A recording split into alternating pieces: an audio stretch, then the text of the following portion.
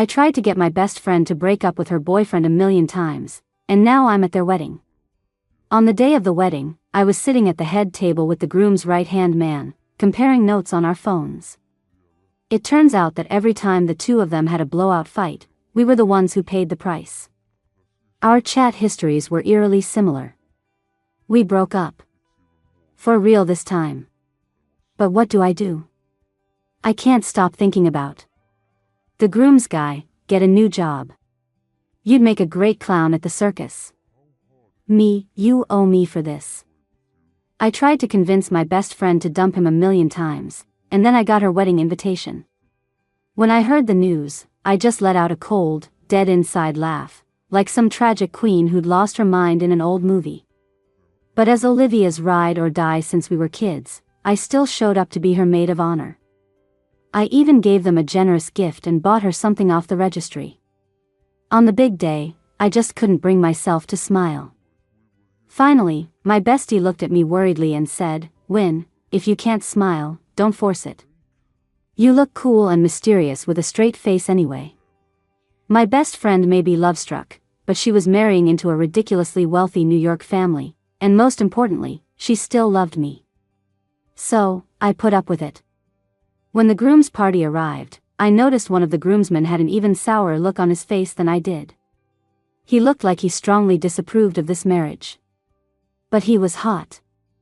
He had these really charming eyes, a black stud in his left earlobe, and sharp features, the roguishly handsome type. And in a suit, he had a whole other vibe going on. One of the other bridesmaids noticed him and quietly asked the bride who he was. And from the bride's lips, I heard a name that had been ringing in my ears for years, Jay. Just as I was Olivia's best friend, this Jay guy was apparently the groom's childhood best friend. For the longest time, I had despised this man I'd never met, second only to how much I despised the groom, Sean. Because every time I thought those two were finally done for good, this damn Jay would give his buddy some brilliant new strategy, and that jerk Sean would win my best friend back again. He was clearly a master strategist, so wasn't this wedding exactly what he'd been aiming for? So why the long face? Was he trying to provoke me? While the bride and groom were grinning like idiots, Jay and I just stared at them, stone-faced. After all the ceremony nonsense was over, I finally got to sit down. I don't know if the seating planner was trying to stir up drama, but I was at the main table, and Jay was seated right next to me. It was loud and festive all around us, but the two of us sat in silence like we were mute. I saw the groomsman next to me swipe on his phone a couple of times, then turn his head and meet my gaze head on. Normally, strangers break eye contact after 2 seconds, but this guy didn't. I was sure he was challenging me, so I didn't back down. I stared right back. After a moment, through all the noise, I heard the man beside me speak. "Win. I've heard a lot about you." So, he'd heard of me too. I gave him a tight, humorless smile. "Hello, Jay." After that, feeling like I hadn't quite conveyed the full extent of my past rage, I added passive-aggressively, "You deserve a ton of credit for getting these two to the altar today." The man beside me furrowed his brow. "Thanks. You too." I snorted. "Oh, I don't think we're the same at all." If Olivia and Sean's path to the altar was full of obstacles, I was the biggest obstacle. God knows how long I'd been trying to get them to break up. Ever since they were just flirting, I knew Sean wasn't right for Olivia. And sure enough, they were together for 5 years of breaking up and getting back together. I don't know if they got tired of it, but it was enough to make me swear off men entirely. Dating? I wouldn't touch it with a 10-foot pole. A few seconds later, Jay replied, "In that case, I guess I was an obstacle too." Huh? I turned to look at him again. "Weren't you the one always pushing them to get back together?" "Jay, who said I was pushing for that?" Something wasn't adding up. I narrowed my eyes. "You were his strategist, weren't you? So why did Sean always come crawling back every time they were about to break up for good?" Jay looked genuinely offended. He opened his phone, scrolled up to about 3 months ago, and showed me the screen. "Sean, bro, I think this is it. We're really breaking up this time. I'm done with that heartless woman. Jay hadn't replied. 2 hours later. Sean, dude, she said yes. Congratulate me, I'm getting married. Have fun being her lapdog for the rest of your life. Every time she tugs the leash, you just go woof woof. You were born a man by accident. You should learn to be a good boy and stick close to your master. Sean, are you just jealous I'm getting a wife? Jay looked at me, deadpan. Do you have any idea how close I was to having an aneurysm? They break up at the drop of a hat. Who knows if they'll be threatening divorce every other week? I'm going to be tormented by this couple for the rest of my life. Do you understand my despair? I silently opened my phone and found my own chat log with Olivia from 3 months ago. Olivia, when we broke up. Me, for how many days? Olivia, this time it's for real. I'm completely over him. I sent back a meme. 2 hours later. Olivia, when can I tell you something? Don't be mad. Me, you got back together? Olivia, he proposed. I said yes. I said darkly, I felt like my world was ending. Jay, so, you were trying to get them to break up? You too? We stared at each other, sensing something was off, and started comparing notes on our phones. And that's when we discovered the history was shockingly similar. Sean, we broke up. For real this time. But what do? I can't get her out of my head. Jay, listen to me. Get a new job. You'd be a great clown at the circus. Olivia, when I'm really breaking up with him. I miss him so much I can't sleep. Me, pay me for my emotional distress. Olivia, sent you 500. I could live with that. Jay's tone was gloomy. How come when your best friend bothers you about her breakup, she pays you for emotional damages? Me, your buddy doesn't? Jay fell silent. Scrolling through the chat, I realized just how savage Jay's texts were. If you're thinking about your ex, go stand out on the balcony. Sean, why? Did you tell Olivia to come see me? Jay, let the cold wind cool you down. If that doesn't work, just jump. Sean, I looked it up, Capricorns are just slow to warm up. That's why I can't win her heart. Jay, what divine law did we Capricorns break to deserve you slandering us like this? Sean, I sent her this whole long message. Why isn't she replying? Jay, all I see is a wall of text where your dignity used to be. And then there was my chat history. Olivia, I broke up with him. His parents are trying to set him up with someone from a similar background. I'm done with love forever. Me, okay. Olivia, I'm in love again. Me, new boyfriend? Olivia, it's still him. Me, happy for you. Hope it lasts forever this time. Olivia, he forgot our anniversary. He obviously doesn't love me anymore. Me, he's getting old. It's normal to be forgetful. Olivia, he's not old, he's the same age as me. Me, listen, a man over 25 is basically 60. Time to trade him in for a younger model. Olivia, but he's still really great. Looking at the chat history, Jay actually used to encourage them to work things out at first. After years of torture, he started to get twisted. There were so many similar conversations. But over the years, neither mine nor Jay's attempts to break them up had ever stuck. Jay's savage comments, in particular, seemed to have zero effect on Sean. It just shows you the power of being love-struck. One love-struck person is bad enough. This was 2 of them. Jay and I looked at each other again, and we both saw the same cursed fate reflected in each other's eyes. Me, brother. Jay, sister. We were practically blood-sworn allies now. 2 souls, united by a common misery, exchanged numbers. Jay's voice was weary. How many days do you give them? My face was numb.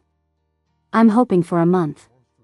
We talked a lot, about the newlyweds and their million breakups, and eventually about ourselves and our jobs. Your company is on the Titan Tech campus too? He asked, a little surprised. I paused. Too. Jay, I just got transferred back there. I'll hit you up for lunch sometime. The wedding was grand and beautiful, a true story of lovers finally getting their happy ending. My best friend had finally married her on-again, off-again boyfriend. It was a little bittersweet. And after the wedding, I went back to being a noble, single-wage slave.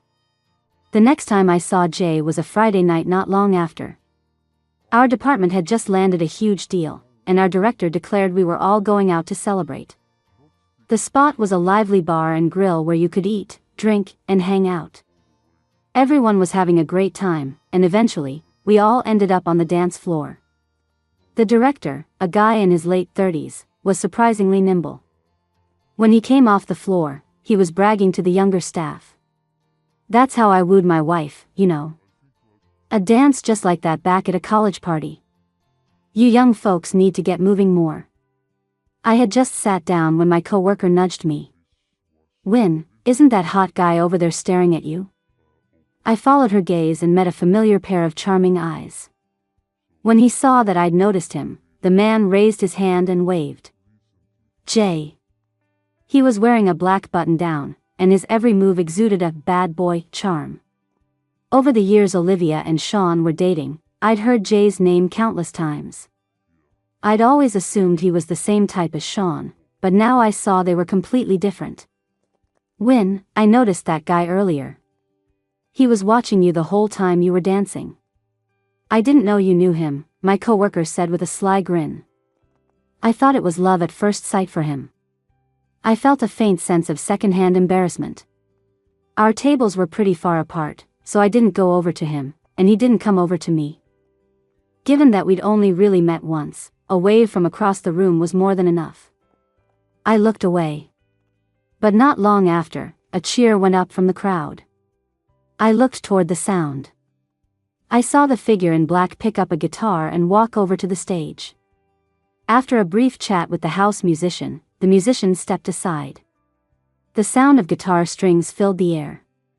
Then, a low, masculine voice began to sing, laced with a casual, lazy coolness. It was captivating. It was a well-known English rock song, but Jay's voice gave it a seductive new flavor. I looked up at him, and I could tell from everyone's reactions just how charming he was. The dim lighting added to his air of mystery. My coworker next to me perfectly described the feeling. This guy singing and playing guitar is like a human aphrodisiac. Gives you the feeling he'd be incredible in bed. I covered her mouth. Keep your voice down. How did a song turn into a conversation about what he's like in bed? My coworker just giggled. He's so hot. She wasn't wrong about that. Plenty of girls in the bar were completely smitten. When the song ended, you could see several of them itching to go talk to him. By the end of the night, I'd had a fair bit to drink. I stood at the door and made sure the two junior colleagues I was looking after got into their rideshare before I looked down at my phone to check my own. The subway had already stopped running for the night, so everyone was either calling a designated driver or booking a car. Since I knew I'd be drinking, I hadn't driven. My phone showed there were still a few riders ahead of me in the queue. Win. A man's voice called out from a few feet away. I turned and met Jay's eyes. Almost instinctively, I smiled at him. Fancy seeing you here. Jay walked closer, his eyes on me. It is a coincidence. Company party? I nodded. His gaze dropped to my phone screen. After a moment, he said, "Cancel it. The traffic's a nightmare at this hour. Even if you get a car, you'll be stuck. I'll give you a ride." I didn't play coy, but I did give him a suspicious once-over. "You've been drinking, right?" He was my bestie's husband's best friend, after all. I was debating whether I needed to give him a lecture on traffic laws. Jay pointed to a car with its lights on at the curb. "I have a driver. I swear, I'm going to eat the rich." With a ride home secured, I quickly canceled my request. In the car, Jay and I sat side by side in the back seat. He asked for my address. "You and your coworkers seem pretty close," Jay said suddenly. "When you got in my car, was there a guy who looked worried I might be a bad guy?" I paused. The next second, Jay chuckled. "I think he likes you." It wasn't just a think. Jay's tone wasn't questioning, he sounded certain. I stared up at the car's ceiling, let out a small sigh, and didn't say anything. "Jay, what's wrong? You don't like him, and he's bothering you?" I'd only met Jay twice, he wasn't exactly the person I'd pour my heart out to. But I opened my mouth anyway. He was an intern I supervised last year. He just started full-time. During his internship, he made tons of little mistakes, and I was on his case every single day. I rejected his work over and over again. Out of all the interns, I criticized him the most. If I were him, I wouldn't have even taken a job at this company. What was he thinking? Who knew that not only did he come back after graduation, but he also confessed his feelings to me? The company didn't have a policy against office romances. But I wasn't interested. After hearing me out, Jay laughed. "Did you used to scold him? How did you do it?" I was lost in thought for a few seconds. Then Jay spoke again. "To each their own. If you don't like him, just keep your distance. It's perfectly normal."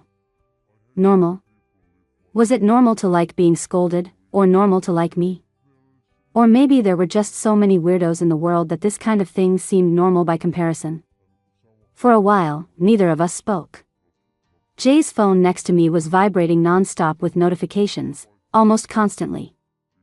I remembered the scene after he finished his song, walking through the crowd as tons of young, beautiful women asked for his number. Was this? "Aren't you going to check your phone?" I asked. Jay glanced at me, then unlocked his phone. 2 seconds later, he held it out for me to see, a cynical smile on his face. "Here. It's your best friend's husband." I looked at the screen. "Sean, check out the new pajamas my wife bought me today." It must be so pathetic to sleep without a wife next to you, right, Jay? A new message popped up, and my eye twitched. "Seeing you single at 26 without ever having held a girlfriend. Bro, I almost feel sorry for you." I lifted my eyes from the phone and looked at the man who had just made countless women's hearts flutter. Jay seemed to catch something in my expression.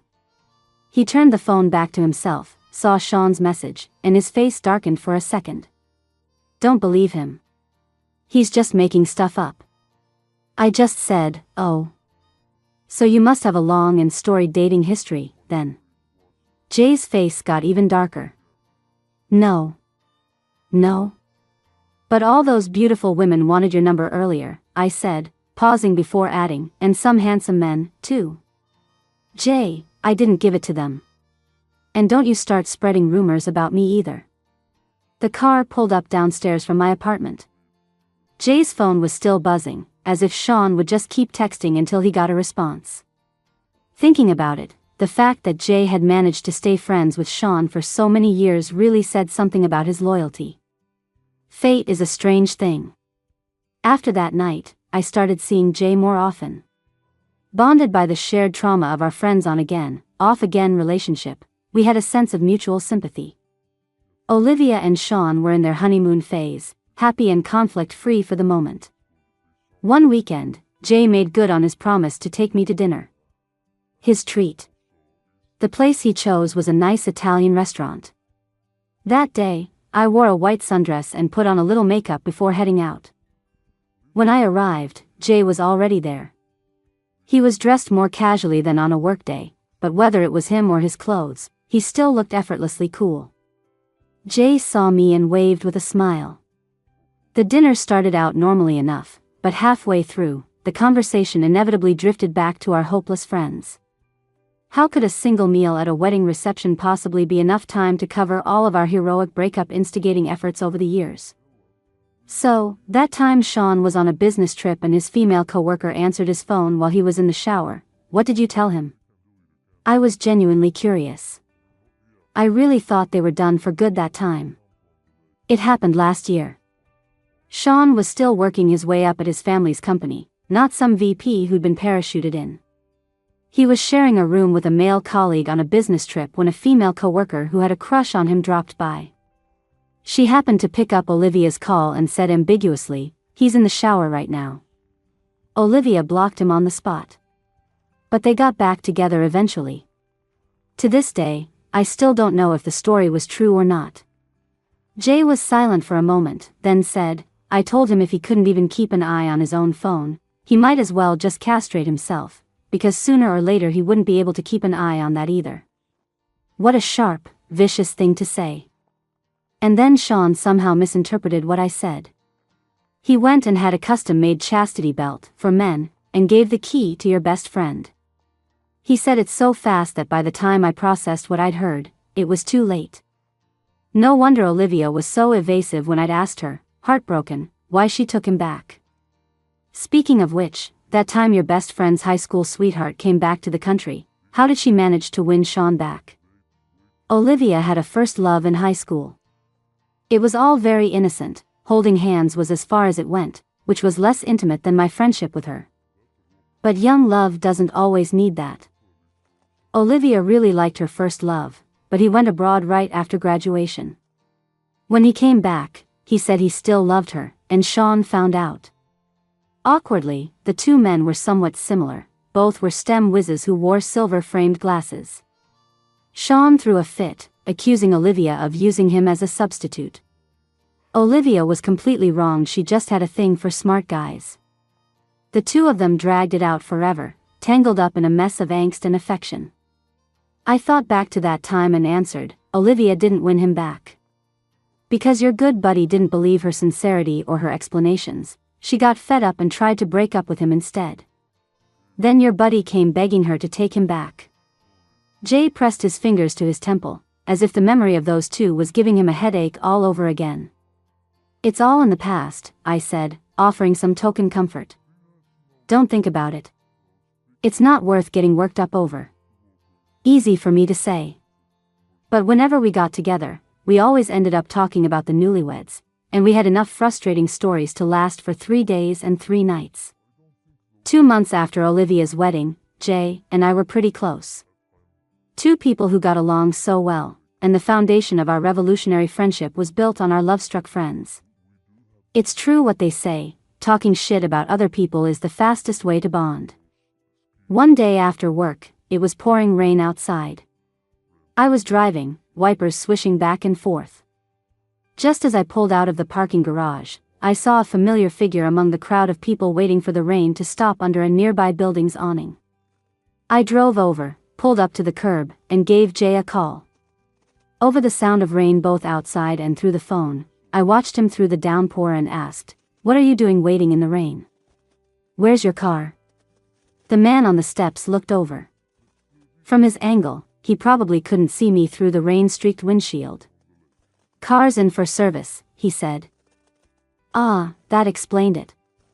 "Get in, I'll give you a ride." The man on the other end didn't hesitate. He quickly ran through the rain, opened the car door, and slid in, his clothes soaked. I handed him some tissues. Jay reached for them, his fingertips accidentally brushing against my hand.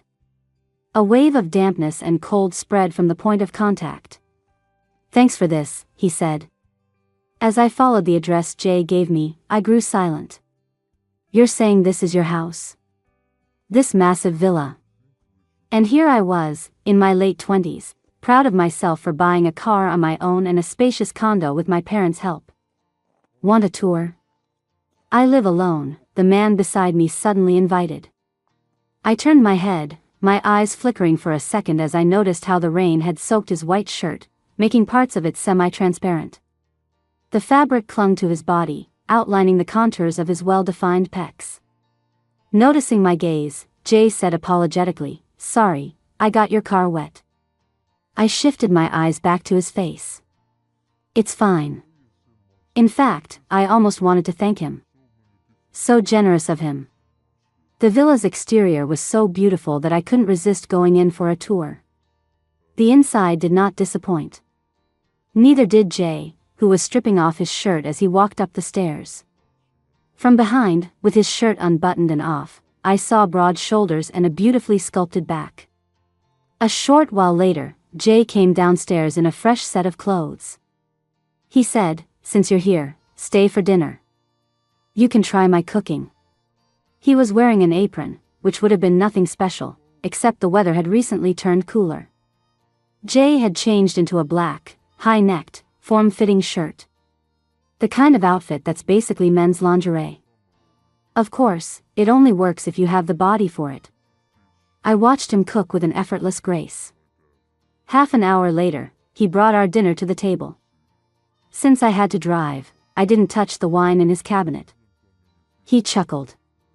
"You can take a couple of bottles with you when you leave." I averted my gaze. It was one thing to be dressed like sin, but his smile was just as wicked. I refused to admit I was the one with a dirty mind. After dinner, Jay invited me upstairs to see his telescope. The night sky, just after the rain, was unusually clear. Under his guidance, I saw a whole new kind of scenery. As I was focusing on the view, I suddenly realized his voice was very close to my ear. I turned my head. Jay's face was so close we were almost touching. He smelled good. "What cologne do you use?" I asked suddenly. "Why do you ask?" "It smells nice." Jay went quiet for a moment. I belatedly realized that telling someone they smell good could be seen as a form of flirting. I opened my mouth to make an excuse, but my eyes landed on Jay's lips, a very nice shape. The words that came out were different from what I'd intended. "Your lips look very kissable." Jay's gaze met mine. "Win," he said, "we haven't been drinking tonight." The next second, he leaned in. The moment his lips touched mine, my brain felt like it was exploding with fireworks. I briefly lost the ability to think. But the sensation. It was wonderful. Jay pulled away for a second. He looked at me, as if he wanted to say something. I leaned in again. This time, no one spoke. The balcony was quiet, filled only with the ambient sounds of the outdoors and the sound of our kissing. Two sober adults sharing a muddled kiss in the dark. The sudden vibration of my phone brought a moment of clarity. I looked at my phone. The caller ID said, "Olivia." "I have to take this," I said, avoiding Jay's eyes, and therefore missing the way his gaze followed me. Olivia's gloomy voice came through the phone. "Win, do you think men always get colder after they get married? He doesn't even hold me when we sleep anymore." At that moment, Jay's phone also started vibrating, a flood of messages pouring in. He frowned, picked it up, and after a moment, turned it to show me. "Sean, good God, we've been married for 2 months, spent half a month on our honeymoon, and I've been working overtime ever since I got back. I was so tired last night I fell asleep while she was in the shower. Now my wife is saying I don't love her as much as I did before we got married. I'm being framed. Olivia, see? Once men get what they want, they stop cherishing it." I tried to reason with her. "Is it possible that he's just been busy and tired lately? Have you tried asking him about work?" Olivia paused. "You think so?" "Me, it's possible." "Win, why are you defending Sean all of a sudden?" Olivia's attention shifted. "Have you finally changed your mind about him? What was I supposed to do, tell her to get a divorce?" The call lasted for over 10 minutes. When I came to, I saw that Jay had already replied to his messages and put his phone aside. He hadn't locked the screen, and I didn't mean to snoop, but I glanced over and saw the one-line reply Jay had sent his friend. "If you can't get it up, take some pills." Sean had sent back several voice messages, each dozens of seconds long. Jay hadn't even listened to them, clearly already guessing what they contained. Seeing me looking, Jay said, "I don't need any pills." "Who asked?"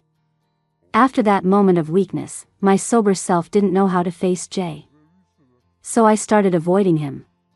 Until the day he cornered me in the underground parking garage. "Win," he said, his voice low as he stared at me. Who taught you to kiss a man and then run away? Trying to love M and leave M? I was in romantic debt. The timing was terrible. I had to keep an eye out for anyone else in the garage. Jay took a step forward, completely blocking my path. My back was against my car. Jay said, "I'm not a casual kind of guy. Don't you think you should take some responsibility for me?" I lifted my chin defiantly.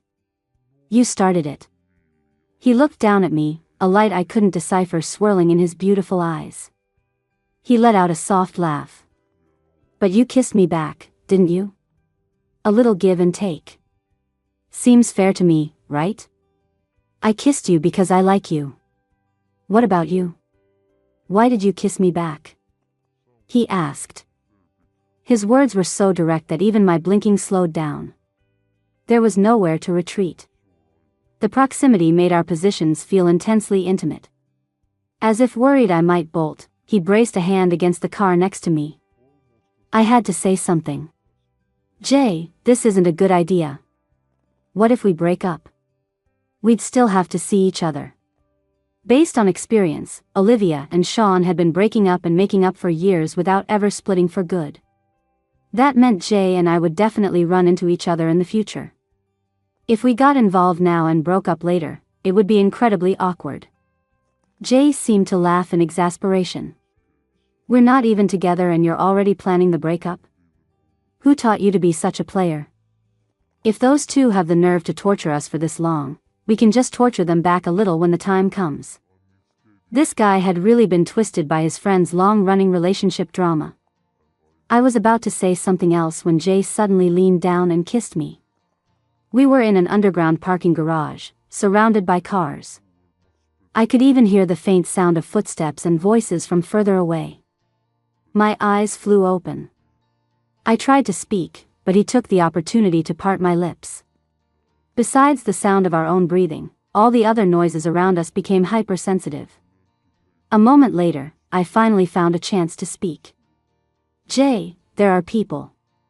The next second, his hand found the door handle behind me. The door clicked open, and he pushed me inside, then leaned in from the doorway and gently brushed his lips against mine again. "So, can I kiss you when there's no one around?" His eyes curved into a smile, exuding an indescribable charm. I blinked, still trying to process what had just happened, as Jay got into my car. He looked straight at me. "Win, want to date?" As he spoke, a trace of my lipstick still stained his lips. It made them look even redder, glistening and bright. Reason told me to think this through carefully, but when Jay leaned in again, I found it impossible to push him away.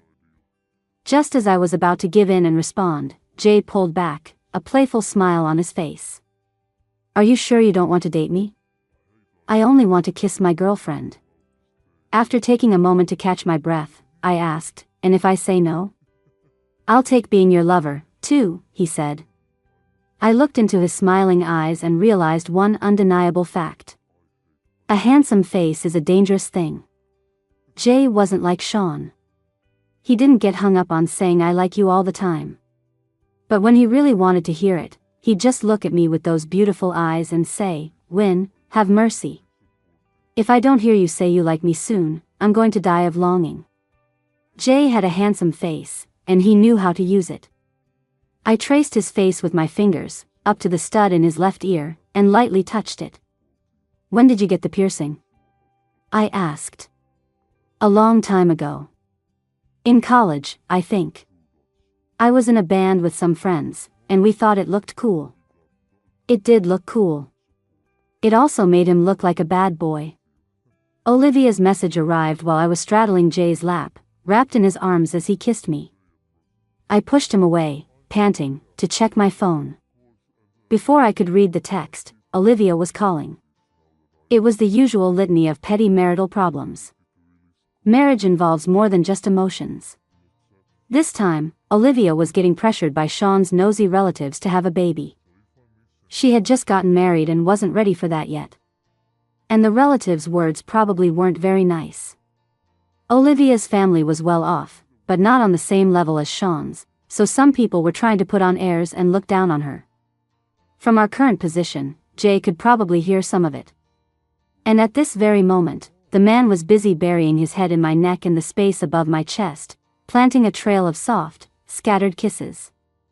Olivia's words successfully reignited my annoyance with Sean, which then transferred to Jay. I gave him a light smack, and when he looked up, I shot him a glare. I said to Olivia on the phone, "Where's Sean? What does he have to say about this?"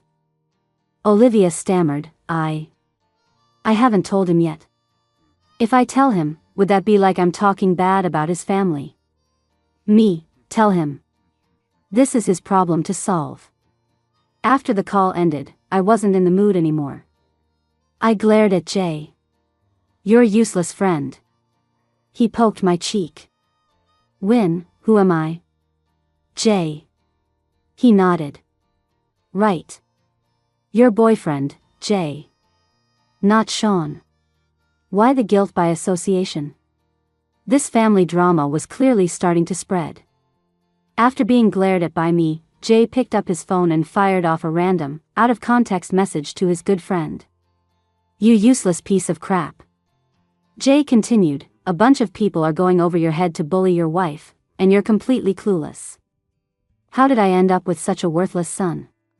Sean sent another question mark. That just pissed Jay off even more. He tossed his phone aside and pulled me into a hug. "You're right. He's a useless piece of crap." Thanks to Jay's two nonsensical accusations, Sean finally found out what his wife had been going through. He took her back for a family dinner and proceeded to make life miserable for all the nosy aunts and uncles and their kids. Olivia finally got her satisfaction. She called me afterward. "Win, I love you so much. Thanks to you this time. I had a bag sent over for you. See if you like it. If not, pick something else." "But are you and Jay close?" she asked, pausing, a little embarrassed. "Sean says his friend has a really sharp tongue. If he says something mean, don't get too mad." Sharp tongue. I'd found that Jay's venom was mainly reserved for the two of them, especially Sean. My voice was a little evasive, and I felt a bit guilty. "I won't get mad." My relationship with Olivia hadn't really cooled off after she got married, it was just that our life priorities were different. We still loved gossiping with each other whenever we had the chance. After getting together with Jay, I discovered that the times they messaged us were highly synchronized. I don't know if it was because of their precedent, but Jay and I were so tired of angsty relationships that ours was very direct and straightforward. Sometimes, when our friends were fighting, Jay and I would compare notes and find that it was another classic case of "you don't say it, so I'll just guess." We were turning into marriage counselors, mediating their disputes while also lecturing our respective friends on the importance of communication. But late one night, my phone rang. Without looking, I reached for it and accidentally hit the answer button. On the other end, Olivia chattered on for a few minutes about recent events, then suddenly asked, "Win, what's wrong with your throat? Your voice sounds a little strange." "I'm fine, just a little sleepy." The call ended quickly. Jay lifted his head, his kisses trailing back up, leaving me damp. He buried his face in my neck and laughed. "Is this what it feels like to have an affair?" Jay was a fast learner. From his initial awkwardness, he quickly became an expert, and he even liked to try new things. The next time our clingy friends had a fight, I heard Sean complaining to Jay on the phone. "I don't know what's wrong with my wife lately. She's so much crankier, and she's constantly anxious about her hair falling out and her weight gain, but she's still just as beautiful and cute." Olivia was saying to me, "I don't know why, but I get so annoyed just looking at him lately." Win, do you think the novelty has worn off? Does being so annoyed with him mean I'm a bad person? She wasn't a bad person before, but now she's worried about it. I told her to think carefully about her marriage and not to act rashly. It was normal to go through a period of marital fatigue, it wasn't the same as dating. I advised her to think it over. That thinking it over lasted 2 months. 2 months later, Olivia told me, a little shyly, "Win, I'm pregnant." Unexpected, yet perfectly logical. Jay and I were compatible in every way. We had kept our relationship a secret from our friends. Until one day, Olivia said, Sean mentioned he has a few friends who are great catches. He said he'd check on their relationship status and introduce you if they're single. Jay was confident. Given his friendship with Sean, he was sure he'd be the first person Sean thought of to introduce to me. But he waited and waited. I had already received contact info for several guys, but Sean still hadn't contacted him. Olivia, win, see if you like any of these guys. To be honest, I think his friend Jay is handsome, but Sean said his buddy has such a bad temper and a sharp tongue. He was afraid if he introduced you too, it would cause all sorts of family drama. It already has, thank you very much. Jay immediately found an excuse to chew out his good son. Sean, what did I even do to you? You guess. A sound of desperation came from the other end. My wife tells me to guess, you tell me to guess, am I a mind reader? No one cared. Until that night, I was working late, and Jay drove me home. My apartment has a private elevator lobby. The moment we stepped out of the elevator, Jay leaned down and started kissing me. He walked me backward a few steps, still kissing me, when I suddenly felt something was off. I pushed Jay away and found myself face to face with Olivia and Sean, who were standing right at my door. Olivia, in the second trimester of her pregnancy, sounded a little breathless. She pointed to the bags of groceries in her husband's hands and said, I figured you've been working late, so I brought you some food to stock your fridge. You can just heat it up. Sean pointed a trembling finger at his best friend. You. Jay looked up. What, never seen people in a relationship before? Sean's retort was just as fast. Never seen a dog in a relationship. Jay raised an eyebrow. Funny, I have. After their little spat, it felt like all four of us had just been insulted. Olivia was shocked.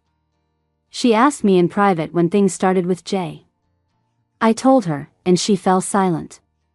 No wonder Jay threw a fit when Sean wanted to introduce you to his other friends. No, it wasn't just that. The main reason was that Jay wasn't on the list of candidates Sean had offered, and it bruised his ego. Jay sent the couple off with a cheerful smile. When he came back, he sat down next to me and wrapped his arm around me. I asked, you kept looking at Olivia's stomach. Do you want to be a dad? Not really. It's just. Sean is so unreliable. The thought of him becoming a father is just. Wild. I leaned in and whispered to him, believe it or not, I can give you a crash course in that role right now. He glanced down at my stomach. The next second, I whispered in his ear, Daddy. The look in Jay's eyes shifted for a split second. He raised an eyebrow, then scooped me up from the sofa. So, are you going to be Daddy's good girl tonight? I leaned close to his ear again. Of course. Of course, sometimes I also like to put a nice silver chain on Jay and let him be my bad little puppy. Epilogue. I have a hopeless friend. He gets played like a fiddle by a woman. At first, I advised him to have a normal relationship and stop overthinking things. Later, I prayed they would break up, just to end my own suffering by proxy. I wasn't the one in the relationship, but I was exhausted. I tried to get him to break up with her 1,000,000 times, and I ended up drinking at his wedding. I'm the clown. At the wedding, the equally stone-faced maid of honor told me she was a fellow victim. My first feeling toward her was camaraderie.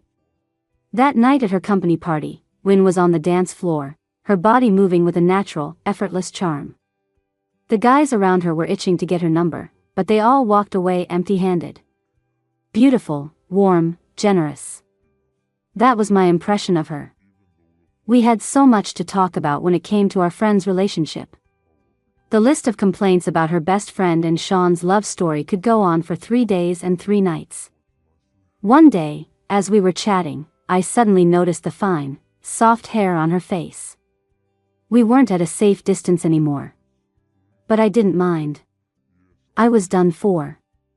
It was my turn to be a woman's dog. Here's the tutorial for being a woman's dog. Show off your looks. Show off your body. Show off your wealth. Show off your cooking skills. Show off your excellent performance in bed.